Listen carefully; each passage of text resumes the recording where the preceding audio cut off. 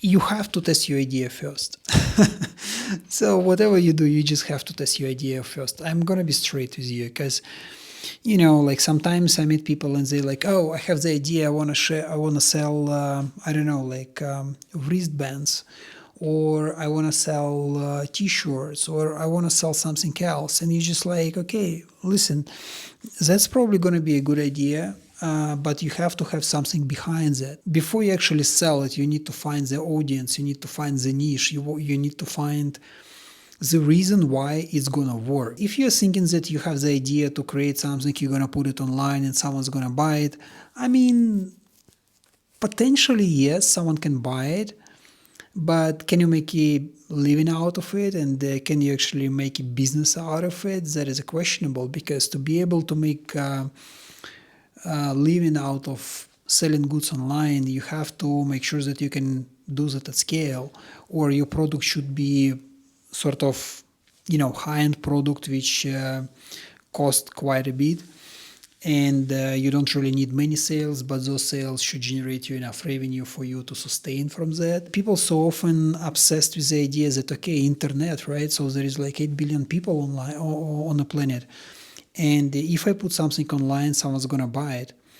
But they don't really factor in that there are so many people like them who wants to sell something. But the question is, if you want to sell something and if you want people to buy it, there should be certain conditions when this can work. So either you find a niche which is not saturated, which is really rare nowadays, or you have certain brand, or you have a name, or you have a product which addressed to certain audience, and that audience doesn't have many choices what to buy and where to buy, or they have specific preference which not many brands can fulfill, or you have to build a brand again which is targeting certain audience, and maybe has certain philosophy people are going to follow. Without that, like creating another product, like I don't know, sort of like water bottle or T-shirt or something else, yeah, it might work, but it's not gonna be,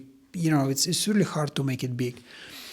So what I'm trying to say with this video, like any idea sound awesome when you got this idea and you start to start asking your friends and maybe family members, and everyone is like cheering you up and saying, yeah, definitely gonna work, like this is nice entrepreneurial spirit, you should go for it, blah blah blah. Naturally people want to support other people, and it's really hard sometimes to hear that someone is not believing in you, or maybe your idea is not so good.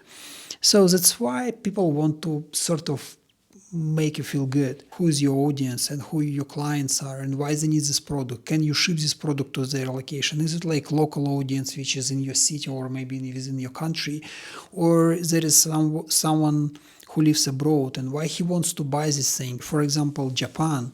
So many people buying goods from Japan because they just want to, they never travel to Japan, but they have this sort of nice image or some fantasy about Japan, and that's what makes them so much attached to products from there. And for you, it's sort of easier to sell products, especially if you know what to sell, just using this Japan marketing. If you don't have anything like that, you definitely need to test before you do anything.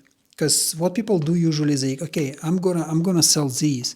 They start to build websites, they start to make pictures, they start to sort of create some creative stuff, instead of looking into the numbers, instead of looking into like what is the market capacity, how many things you can sell. If you want to sell to another country, what is the price for this item should be to be able to send it tax free, right?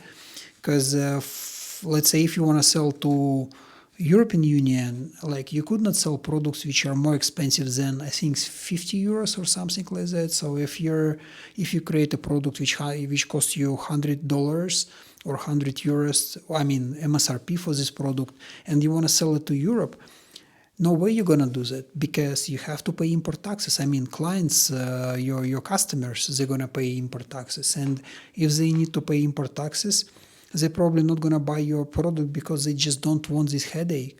So then you think, okay, maybe I do Amazon. So let me put my product onto Amazon, and through the Amazon FBA, I can sell it. But then you start to calculate how much Amazon charges, right? How much money you need to spend to actually run the Amazon business. And then you just, oh, okay, probably it's not going to work for me. And the good thing, if you can do all of that in the beginning, before you start actually creating your product and building your products and try to sell it overseas. This video is not about like giving you exact instructions. This video is just sharing my thoughts.